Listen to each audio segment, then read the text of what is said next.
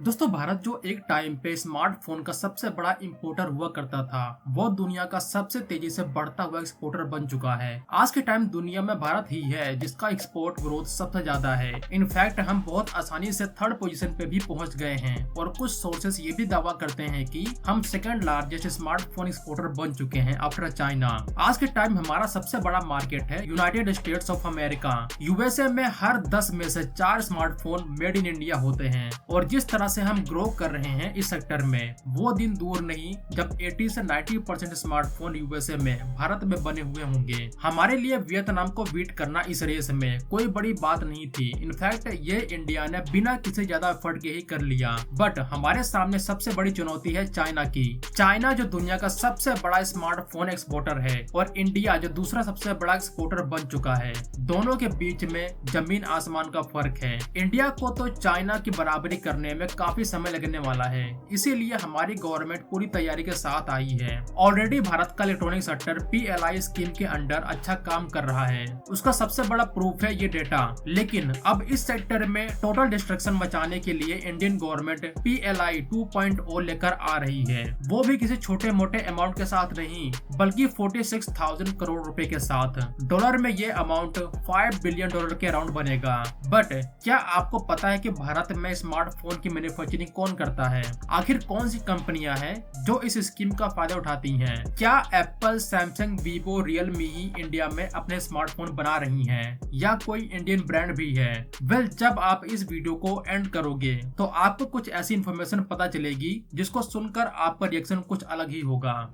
अगर मैं आपसे पूछूं कि भारत अपना पैसा क्रूड ऑयल को खरीदने के अलावा कहां पे खर्च करता है तो आपका जवाब क्या होगा? डेटा कहती है हम ऑयल के अलावा जो चीज सबसे ज्यादा इंपोर्ट करते हैं वो है इलेक्ट्रॉनिक गुड्स। क्रूड ऑयल एक नेचुरल कमोडिटी है जो कि नेचर में प्रेजेंट होती है और हम इतने लकी नहीं है इस फील्ड में, इसीलिए क्रूड ऑयल को इंपोर्ट करना हमारी मजबूरी है। बट इसके अलावा हमारा पैसा जिस सेक्टर में सबसे ज्यादा जाता है वो है इलेक्ट्रॉनिक सेक्टर। अगर हम इलेक्ट्रॉनिक गुड्स अपने ही देश में बनाने लगे तो इससे भारत का इंपोर्ट बिल काफी ज्यादा कम होगा, जिससे हमारा करंट अकाउंट डेफिसिट भी कम होगा। इससे हमारे रुपए की वैल्यू भी मजबूत होगी डॉलर के मुकाबले, जो कि आज के टाइम ऑल टाइम लो पे है। इसीलिए भारत सरकार इस सेक्टर पर सबसे ज्यादा फोकस कर रही है। ये डेटा देखिए 2014-15 में जहां हम सिर्फ 1.9 लाख करोड़ के इलेक्ट्रॉनिक गुड्स प्रोड्यूस करते थे वो आज बढ़कर 11.3 लाख करोड़ तक पहुंच चुके हैं, ऑलमोस्ट 6 गुना का जंप। वहीं हमारा एक्सपोर्ट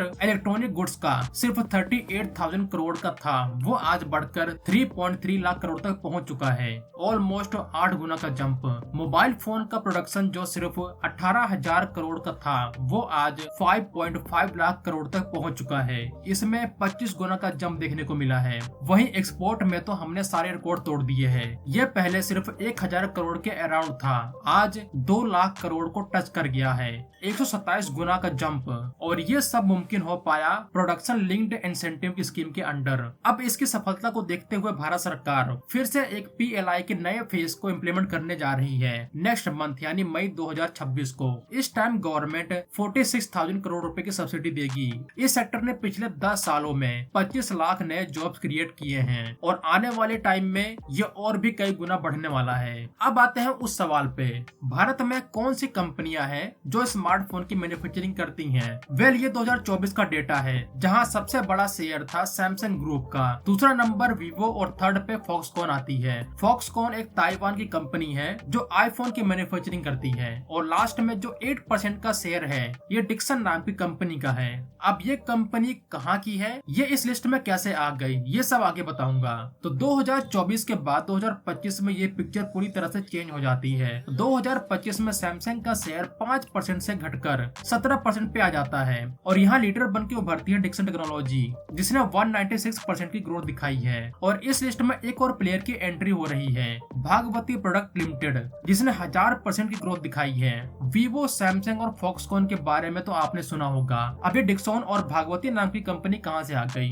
ये दोनों कंपनियां इंडियन हैं। जी हाँ, आपने सही सुना। इंडिया की स्मार्टफोन मार्केट में सैमसंग या फॉक्सकॉन नहीं बल्कि इंडियन मैन्युफैक्चरिंग कंपनियां सबसे ज्यादा ग्रोथ दिखा रही हैं। 2025 के दूसरे क्वार्टर में इंडिया की स्मार्टफोन मैन्युफैक्चरिंग ग्रोथ 15% बढ़ी और एक्सपोर्ट 32%, जो दुनिया में सबसे ज्यादा ज्यादा है, जबकि इंडिया में इनकी सेल सिर्फ 8% हुई थी। यानी न सिर्फ इंडिया में हम मार्केट की डिमांड पूरी कर रहे हैं, बल्कि हम ग्लोबल मार्केट में भी टोटल डोमिनेशन दिखा रहे हैं। जो डिक्सन कंपनी है, ये मोटोरोला, रियलमी और शाओमी के लिए स्मार्टफोन बनाती है। फॉक्सकॉन एप्पल के लिए स्मार्टफोन बनाती है, जिसमें अब टाटा की भी एंट्री हो चुकी है। वहीं भागवती प्रोडक्ट लिमिटेड जो इस फील्ड में नहीं है, ये वीवो, ओप्पो के लिए मैन्युफैक्चरिंग करती है। तो ब्रांड भले ही ये बाहर के हों, लेकिन जो कंपनियां इनकी फोन को असेंबल करती हैं, उनमें से मोस्टली इंडियन कंपनीज ही हैं। टाटा अब और ज्यादा इन्वेस्ट करने वाला है। क्या पता कि नई PLI स्कीम लॉन्च हो और इसके बाद और भी इंडियन कंपनियां उभर के सामने आए इस फील्ड में। कुछ इसी तरह से चाइना ने भी शुरुआत की थी।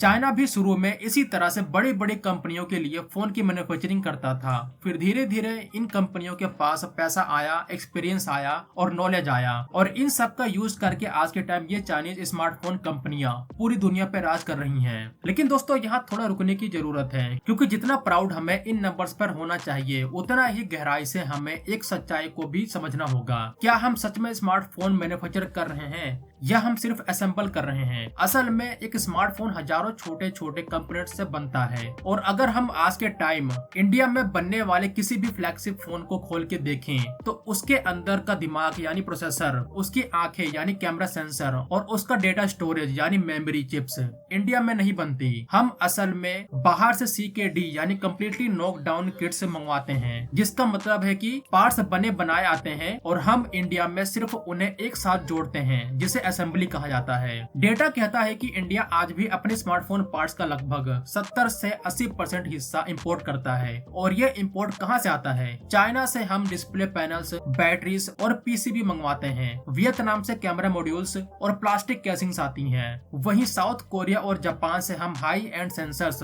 मेमोरी चिप्स और डिस्प्ले टेक्नोलॉजीज जैसे OLED पैनल्स इंपोर्ट करते हैं। ये वही पैसा है जो हमारे देश से बाहर जा रहा है। अब सवाल ये है कि हम बनाते क्या हैं और इंपोर्ट क्या करते हैं? मोबाइल की बॉडी, स्क्रूज और प्लास्टिक पार्ट्स 80% इंडिया में बनते हैं। बैटरीज की पैकिंग यहाँ होती है, लेकिन उनके सेल्स चाइना और वियतनाम से आते हैं। चार्जर्स और केबल्स लगभग 90% इंडिया में बनते हैं। लेकिन जब बात आती है मदरबोर्ड्स की यानी PCBA की, तो इंडिया में सिर्फ उन पर पार्ट्स माउंट किए जाते हैं। मदरबोर्ड का बेस बाहर से आता है, डिस्प्ले पैनल 95% बाहर से आता है, और सेमीकंडक्टर्स यानी चिप्स तो 0% इंडिया में बनती हैं। कैमरा मॉड्यूल्स का भी 90% इंपोर्ट ही होता है। अब आप सोच रहे होंगे कि चाइना, जापान और साउथ कोरिया इसमें इतने आगे कैसे निकल गए? इन्होंने 90s के दौर से ही कंपोनेंट्स इकोसिस्टम पर काम किया। चाइना ने अपनी सप्लाई चेन को इतना एफिशिएंट बनाया है कि वहाँ एक बिल्डिंग में स्क्रीन बनती है और बगल वाली बिल्डिंग में प्रोसेसर। इससे उनका कॉस्ट बहुत कम हो जाता है। वियतनाम ने सैमसंग जैसी कंपनियों को इतनी जमीन और टैक्स में छूट दी है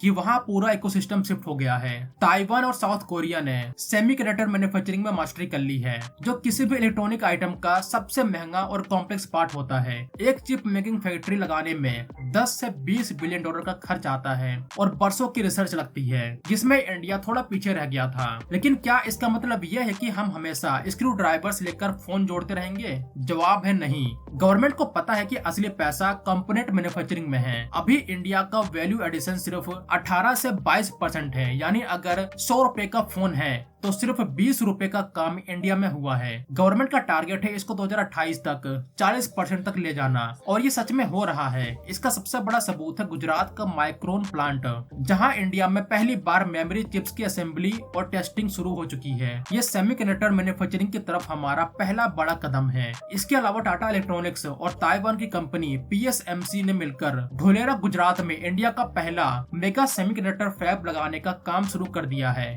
इसका मतलब है कि आने वाले 3-4 सालों में मेड इन इंडिया चिप्स एक रियलिटी होगी। साथ में अमेरिकन कंपनी कॉर्निंग ने भी भारत में अपना प्लांट लगाने का ऐलान कर दिया है, जो गोरिल्ला ग्लास बनाती है। इससे हमारा डिस्प्ले का इंपोर्ट बिल बहुत कम हो जाएगा। इंडिया की स्ट्रेटजी अब असेंबल इन इंडिया से हटकर डिजाइन एंड कंपोनेंट मैन्युफैक्चरिंग की तरफ शिफ्ट हो रही है। PLI 2.0 का पूरा फोकस उन्हीं कॉम्प्लेक्स पार्ट्स पर है जो हम आज इंपोर्ट करते हैं। अगर डिक्सन, टाटा और भागवती जैसे कंपनियां इसी रफ्तार से बढ़ती रही तो वो दिन दूर नहीं जब फोन के पीछे सिर्फ असेंबल्ड इन इंडिया नहीं, बल्कि हर एक कॉम्प्लेक्स पार्ट पर मैन्युफैक्चर्ड इन इंडिया लिखा होगा, और हम सही मायने में स्मार्टफोन मैन्युफैक्चरिंग का किंग बनेंगे। तो होप कि आपको ये वीडियो इन्फॉर्मेटिव लगी हो। मिलते हैं एक नई वीडियो में, तब तक के लिए जय हिंद दोस्तों।